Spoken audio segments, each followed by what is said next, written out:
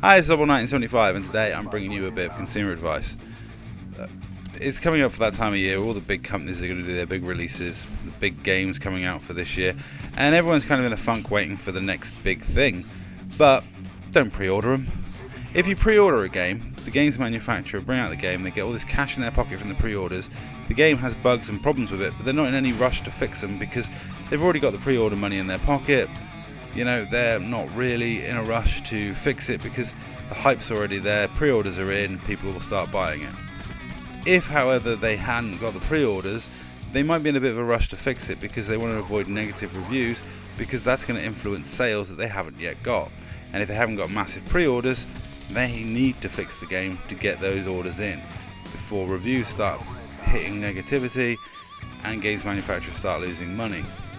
If we stop pre-ordering games, they would have to produce more finished products than we're getting.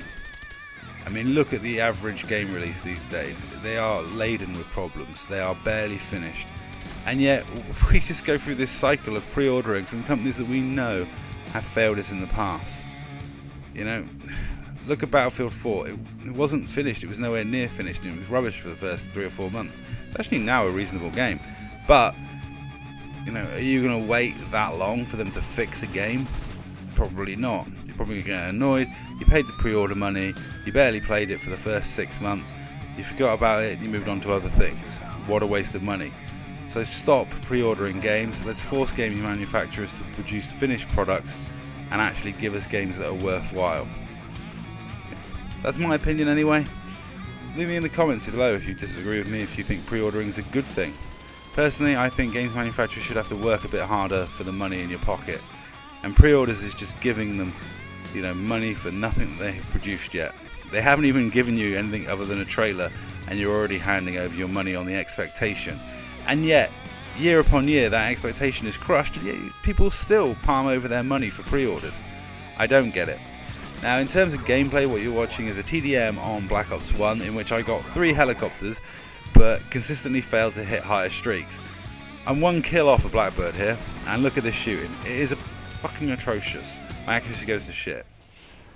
Man, this is a long TDM. I better loop that music again. But like I say, pre-orders are the bane of gaming. It's not what that teammate just keeps shooting at me. It's really distracting when you got a teammate who does that. He doesn't realise you're shooting the bad guy behind him. He just starts shooting at you. It really throws me off. Kind of breaks the realism of the game as well. But I'm glad friendly fire isn't on in core mode, because damn, I would get killed so often for sneaking around and flanking.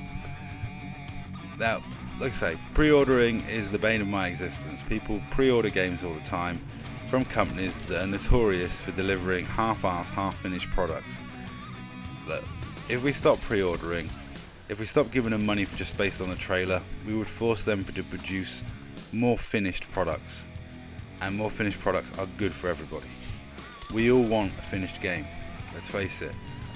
Now, the next Call of Duty, I won't be getting it. I certainly won't be pre-ordering it. I certainly will not be buying the Legacy Edition so I can play COD 4 Remastered. Even though COD 4 Remastered looks quite pretty, it's a campaign story that has not been changed. You still played the campaign.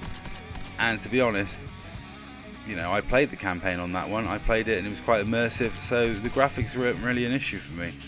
I don't really give a monkeys about the graphics if the story's good.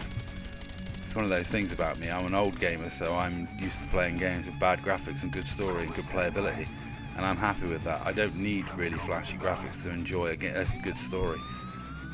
While COD Remastered looks nice, I don't think the multiplayer is going to have enough players to sustain itself, and I'm not going to spend 70 quid on a game I don't want to fucking play to get a game I do want to play that I wouldn't pay more than 10 quid, 15 quid for.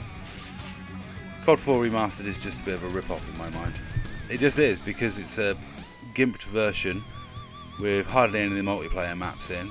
It's not going to have a player base, and yet people are going to flock to pre-order Infinite Warfare because they want their shiny bit of nostalgia. See, these companies have it easy. They get these pre-orders, they take your money, and then give you half-assed, half-finished products. and you lap it up on the promise of better things. Such a fail. But at least I do. Haha, kill one of them. And I nearly kill the other. But anyway, that's pretty much this gameplay coming to an end. That's all for this video, and thank you very much for watching.